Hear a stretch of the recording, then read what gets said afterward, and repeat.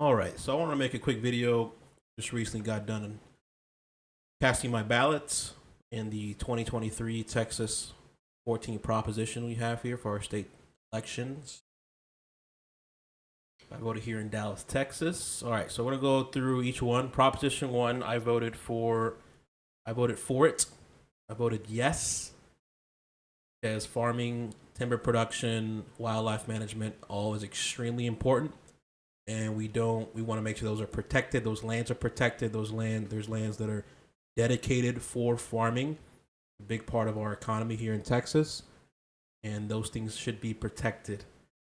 And we want to make sure that the federal government, state government, nowhere in the future, or even the private sector wants to buy a lot of land. We're seeing that pretty often now. They're buying a lot of land, like Tesla bought a lot of land in the Austin area. We want to make sure to prevent that from happening and make sure that those things have, as it says here, a desire to have limited encroachment on lands and they're used for farming or ranching, which is very important. Because Texas is growing so fast, so we want to make sure to limit the amount of land that can be used simply for the metro versus for farming. Proposition number two, I voted for no. This is I had to really think about this one and look at all sides for support and opposition. I contacted a couple friends of mine, asked their opinion. In support of this, I'm going to give you both arguments. To support this, one can say, let me read it. This amendment would exempt half the value of child care facilities properties for taxes. In an analysis of the proposition, State Senator Royce West that Texas child care centers were closing due to employees leaving for businesses able to pay higher wages. I mean, everyone was experiencing that. McDonald's, fast food joints, everyone was experiencing leaving because of the cost of living going up, better paying jobs. That's just a free market. That's just going to happen. But I understand that we still need to assist the issue at hand, which is children need to be cared for, which I understand. The problem is still not resolved. But I still think this is a pretty weak argument. Brent Boy, a political science professor at the University of Arlington, said Texas has some of the highest property tax rates in the country. This proposition would help alleviate some of that burden. Either way, the taxes need to be received. So it's either you put the burden on other areas to receive taxes and funds, which will increase the property tax for other areas to compensate for this exemption, or you equally divide it to where everyone pays their fair share and there's no exceptions. So there's two ways of looking at it. You guys can decide what you believe is the better approach. Tax exemptions doesn't mean that they get exempt from taxes and everyone else pays their same fair share, or everyone stays the same as far as paying taxes. No, typically they will increase the property taxes for everyone else to compensate for this exemption in this particular area of childcare. I believe in the approach of dividing it equally versus increasing it to those outside the realm of childcare facilities, in my opinion. I also believe that we should have more of a community approach where people should get acquainted with your neighbors. It was very common in the past that people would rely and trust in their neighbors to take care of their children. We should be encouraging that behavior of more camaraderie and civil duties within amongst each other, to then not rely on more taxation or tax exemption or relying on the state for that particular issue at hand. This is my opinion. So that's why I voted no for Proposition 2. Proposition 3, the Constitutional Amendment prohibiting the imposition on individual wealth or net worth tax, including a tax on the difference between the assets and liability of the individual or family. I know California is doing this, I'm pretty sure. And they will also wanted to implement a tax for those that are leaving the state of California, these businesses and individuals leaving the state of California, this insane amount of taxation.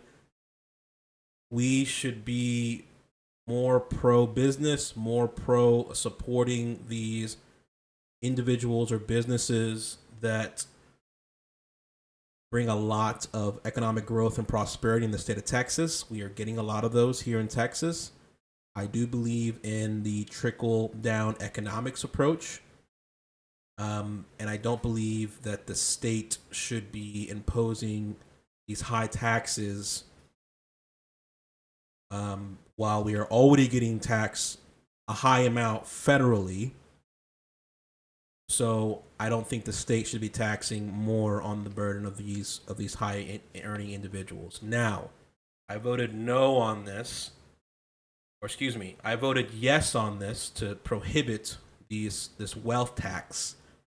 I think everyone should read Thomas Sowell's basic economics books. Thomas Sowell has a lot of excellent books talking about the pros and cons of taxing the rich and the wealthy. Like I said, these guys are already getting an immense amount of taxation through property taxes within their businesses and their homes, the state side, and they're also getting a large sum tax on the federal side. So I don't think that Texas should end up use the same philosophy of New York, Illinois, and California of taxing the heck out of these high earning individuals. They're already leaving. You look at the pattern of why these high earning individuals and businesses are leaving these states that are already taxing them a lot on top of the federal side of things. It's because of this crazy burden of taxation. California is a perfect example of this. They get taxed immensely, very high amount they get taxed in California. And the issues at hand are not being resolved, like homelessness, for example, and crime. So I am very cautious of the state being the solution for a lot of things. They do serve a purpose, but in my opinion, I think it should be reserved to the free market. We should reward those that have worked their butts off and have created a lot of value in the marketplace. Those guys should reap what they sow and should be wealthy. Good for you. You've benefited from that. The state should not disincentivize that type of merit based mindset of working your butt off and making a lot of money. All right, Proposition 4, the Constitutional Amendment to authorize legislature to establish a temporary limit on a maximum appraisal value of real property on their residence homestead. Yada, yada, yada. To adjust the amount of limitations on school district ad valorem taxes.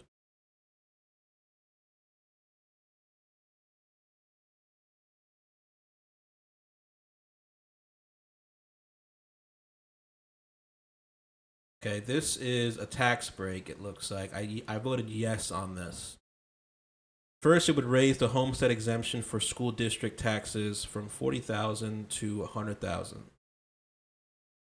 Prop 4, this would mean anyone with a homestead exemption would pay property taxes as if their home was valued at $100,000 less than what it is. This proposition would temporarily allow the legislature to limit the value of property that is not a resident's homestead, like a secondary house. People across the state have complained over the several years about level of property taxation. Again, this is to alleviate the pressure of taxation. I think this is good. I think that Texas should push more into a consumption tax versus a property tax. Consumption tax is basically anything that's consumed, goods in the state of Texas. Any individual that buys anything in the state of Texas, we should tax those goods more and alleviate property tax as being our main source or a high amount of income for the state to receive tax, receive its funds for to run the state. That's my opinion. So this is good. I think we should alleviate some of the property taxes for the state for Texans. Proposition 4, I voted yes. Proposition 5, I voted yes as well. This constitutional amendment relating to the Texas University Fund will provide funding to certain institution of higher education to achieve national preeminence of Mayer Research University to drive the state economy. I think this is good. I think that our colleges should be funded to be taken more seriously. This is probably something that a lot of people are going to disagree with, but support the North Texas Commissioner Great House, Houston Partnership, Texas Association, business and other organizations. The amount of money used will not exceed $100 million for the state fiscal year beginning September 1, 23. So I agree with this. I voted yes. This is kind of really up in the air, nothing too serious, but I do think funding universities for them to be taken as credible and come with innovations, advancements, yada, yada, yada, it's good for the state of Texas. Proposition 6, I voted yes. The Constitution Amendment creating the Texas Water Fund, assisting in financial water. Yep, so this is good. We have leaks in the whole state of Texas. We have old systems, old pipes. Those all need to be upgraded.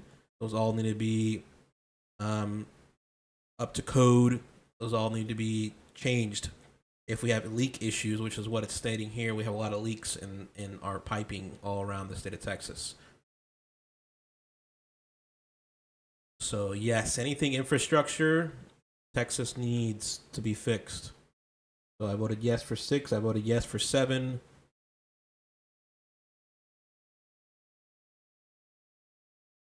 The constitutional amendment providing for the creation of Texas Energy Fund for support or to support the construction, maintenance, modernization, operation of electric generating facilities. This is talking about the grids, energy grids. Anybody that's complaining about our grids being outdated, not being able to function in the freezes and blizzards and storms we've been having in the winter times, Proposition 7 is an attempt to fix that issue. So vote yes for Proposition 7. That's a big one. Proposition 8, the Constitutional Amendment creating a broadband infrastructure fund to expand high-speed broad. There's a lot of areas in Texas that does not have broadband access or internet access. This would assist those areas in the middle of nowhere that are very isolated away from the big cities. Yes, we should be investing into that. It says here about 7 million Texans do not have broadband access, with rural and underserved communities most in need. Those 7 million Texans, those guys definitely need that. Proposition 9, the constitutional amendment authorizing the 88th legislature to provide cost living adjustment to certain annuitants, probably saying that wrong, of teacher retirement system of Texas. So this was a cost. This was basically in support of retired teachers. Retired Teacher Fund limits the term of how much money can be used. I think this is common sense that we should be supporting our teachers. There should be an adjustment to the modern cost of living because inflation is going through the roof. We need to help our teachers. We need more teachers. We need more good teachers. We need more ethical, honest teachers. And we need to make sure that that career choice is still reasonable enough to pursue without the excuse of the state doesn't support me, the state makes it impossible for me to pursue this career, and we're left with a limit of candidates to be teachers, which then we don't get good teachers. We want to have a large influx of teachers going into that field. That way we can choose the best of the best and not be left with just the leftovers or whatever we can get. This is the thing I'm noticing in all sectors, the mindset of we'll take what we can get because there's just not that much candidates going in this particular field of anything, the food industry, whatever. So I don't want that happening in the education sector because we need good teachers. So vote yes to assist and adjust for retirement of teachers. This is really, really important. Proposition 10, the constitutional amendment to authorize the legislature to exempt from ad valorem taxation equipment. All right, so this is basically saying that the medical industry, big pharma, is entitled to tax exemption because right now they pay property tax on their biomedical goods and supplies, is from what I'm understanding, correct? I think that they should be paying taxes. Medical industry is a multi-billion-dollar industry. They should be paying for that. The burden should not be placed on the average Texan. We're already paying a lot of taxes. I am for the medical industry, the medical sector, the health sector paying for property taxes. Yes, I said no to Proposition 10. Voted no for Proposition 10. I voted yes for Proposition 9. Proposition 11, I voted yes. This is talking about El Paso issue bond support. So this we already have other areas that have that allow property tax funds to develop and maintain parks, recreational facility in El Paso. El Paso, I guess, was exempt from this to maintain their parks and recreational centers. There's no reason why they can't support and allow their voters locally to decide what they want their facilities and how they want their park to be maintained. So I voted yes for Proposition 11. Proposition 12, the constitutional amendment providing for the abolition of office of the county treasurer of Galveston County. From what I read, the locals in the Galveston County, there's a lot of people that say we don't want this. This should be abolished. We don't need it anymore, not needed a position anymore. So this is just putting the final nail in the coffin. Yes, you should vote for Proposition 12. Yes, abolish this particular position. Proposition 13, the constitutional amendment to increase the mandatory age of retirement for state justices and judges from 75 to 79. 79 years old, man, that is very high. Not many people are mentally as sharp in 79 in comparison to 60s, 50s, 40s. This makes no sense to me. I think that this should be rejected. I voted no for Proposition 13 to increase the age for justices and judges to be mandatory of retirement. This should not be allowed. Just retire. We need to cycle and allow new blood to get into the justice system, our judicial system, not this old 80-year-old, 79-year-old that can barely even function, not as sharp. It's just your cognitive function is not as sharp. A simple fact. Humans decay. So I don't trust that an 80-year-old is going to be able to do all the necessary duties of their job versus somebody new that can change that job that's in their 40s or 50s or 60s. So I voted no for 13. Proposition 14, this is the last one. Constitutional amendment providing for creation of Centennial Parks Conservation Funds to be used for the creation and improvement of state parks. So this is basically saying that the state parks should be funded. We should be increasing the funds. I disagree with this because I think it's not a priority for the state of Texas. The priority for the state of Texas should be infrastructure, our broadband, our energy sector, our energy side of things to make sure we don't deal with blackouts and rolling blackouts. Our water system that we have in the state of Texas, that is a priority over state parks. So this is why I voted no for Proposition 14. Anyways, thank you guys for watching. Good luck, and I'm gonna post a link on the bottom of this video of where you can vote. I'm pretty sure my link is for the DFW metropolitan area, but from what I read, you can vote. Voting is open from 7 a.m. all day today, November 7th, to 7 p.m. all day today, November 7th. I just went here in the downtown Dallas area. There was no line. It was really quick, probably because everyone's at work. But even I am predicting that the attendance rate this particular election is not going to be very high because most people don't know about it. Most people don't care. But You should be an active participant in your state elections. Anyways, God bless and take care.